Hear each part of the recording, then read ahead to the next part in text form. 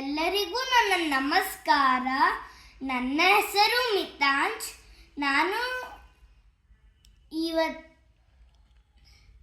ನಾನು ಕಿಡಿನ್ಸ್ ಶಾಲೆಯಲ್ಲಿ ಓದುತ್ತಿದ್ದೇನೆ. ಇವತ್ತು ನಾನು ನನ್ನ ನೆಚ್ಚಿನ ಪುಸ್ತಕ ಬಗ್ಗೆ ಮಾತಾಡ್ತಿದ್ದೇನೆ. ಇದು ನನ್ನ ನೆಚ್ಚಿನ ಪುಸ್ತಕ. ಇದರ ಹೆಸರು ಏನೆಂದರೆ ವ್ಯಾಪಾರಿ ಮತ್ತು ಅವನ 7 ಜನ ಮಕ್ಕಳು. ಒಂದನೊಂದು ಕಾಲದಲ್ಲಿ ಇಲ್ಲಿ ಶ್ರೀಮಂತ ವ್ಯಾಪಾರಿ ಇದ್ದ.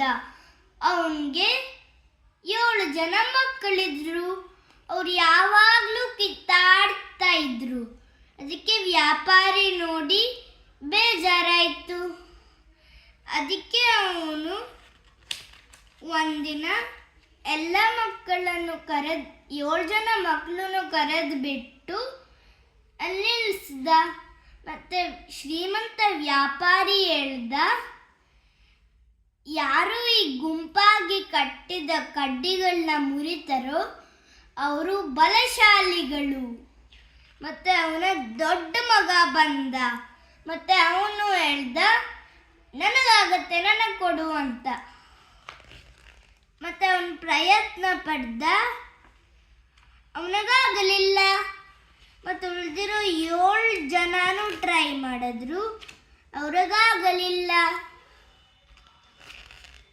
ಮತ್ತೆ ಶ್ರೀಮಂತ ವ್ಯಾಪಾರಿ ಹೇಳ್ದ, ಒಂದೊಂದೇ ಕಡ್ಡಿಗಳನ್ನ ತೆಗೆದ್ಬಿಟ್ಟು ಮುರಿರಿ ಅಂತ. ಆಮೇಲೆ ಅದು ಸುಲಭವಾಗಿ ಮುರಿತು. ಇದರ ನೀತಿಕತೆ ಏನೆಂದರೆ, ಒಗ್ಗಟ್ಟಿನಲ್ಲಿ ಬಲಶಾಲಿಗಳು ಬಲವಿದೆ.